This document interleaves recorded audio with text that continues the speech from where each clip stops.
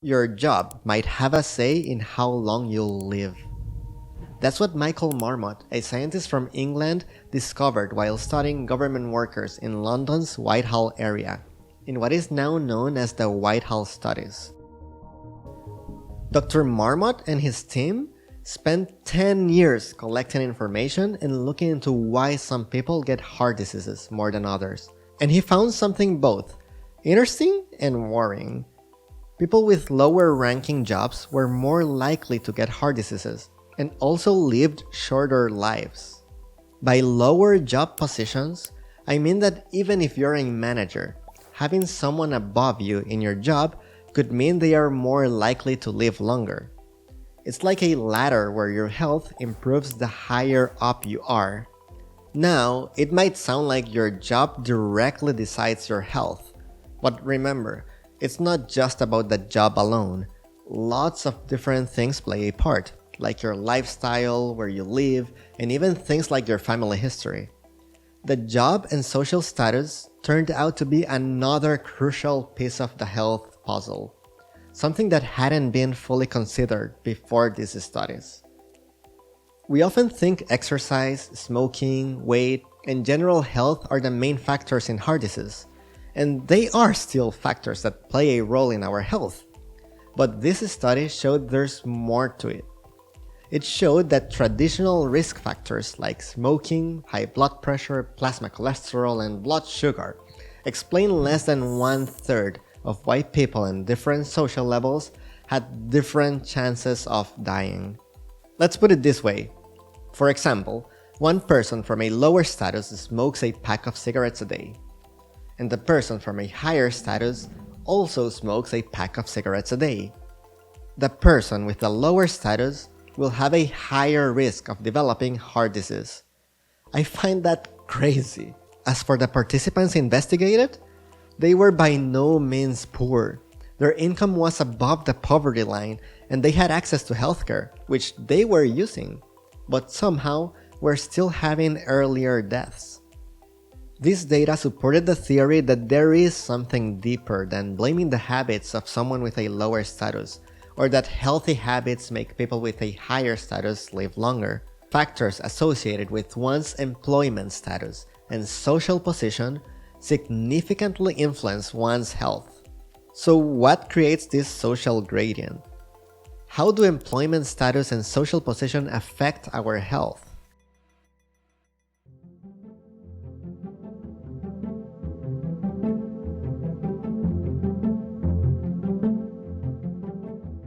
The findings from the original Whitehall study led to the inception of Whitehall 2, an ongoing and comprehensive study that has successfully completed 13 phases, which is almost 4 decades of data. This is what they have found so far. First, they confirmed that there is a health gap, and the lower the job level someone has, the higher the risk is of developing not only heart diseases, metabolic syndromes, and diabetes, but also mental disorders like anxiety and depression. And the most likely reason why people are developing these disorders is stress. Stress is a normal response from our body that helps us react to challenges and demands.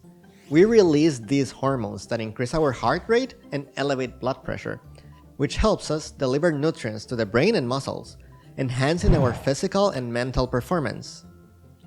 However, when there is chronic stress, when it doesn't go away, stress ends up messing up our body processes, and we then might develop heart issues, the immune system weakens, our mental state is altered, and so on.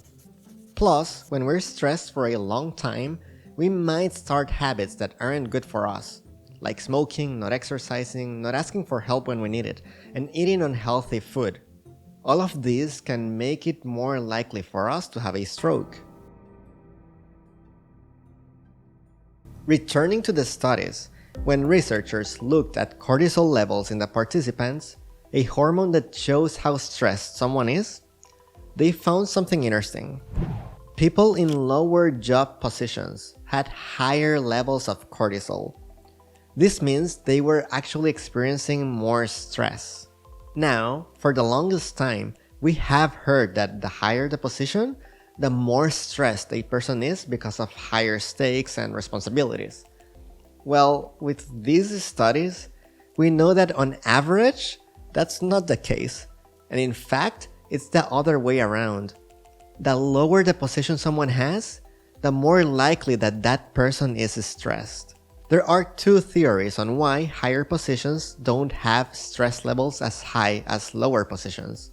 One is the effort-reward model. Think of it like this.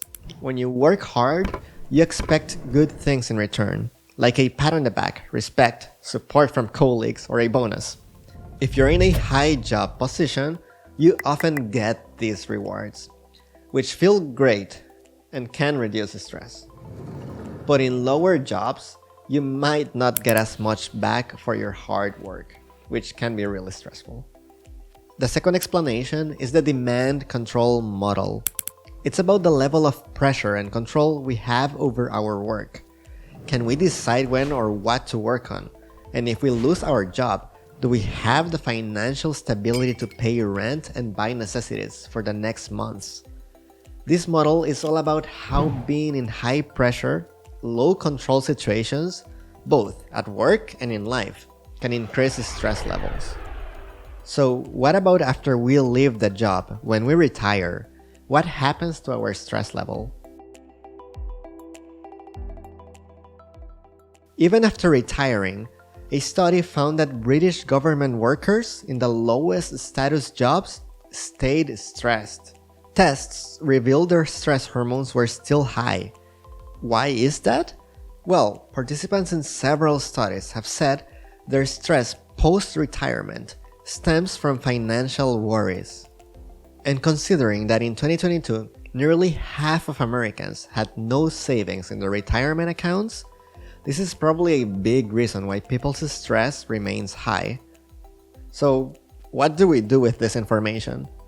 By knowing these stress models, effort-reward, and demand control, I think we can start identifying the stress triggers. Maybe it is having more flexible hours or greater control over our tasks. Recognizing these specific factors is the first step.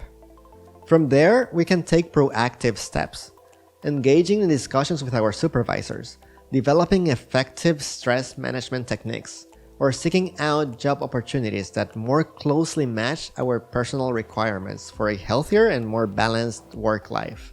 If you're as intrigued as I am about how our thoughts can literally change our biology, check this video out.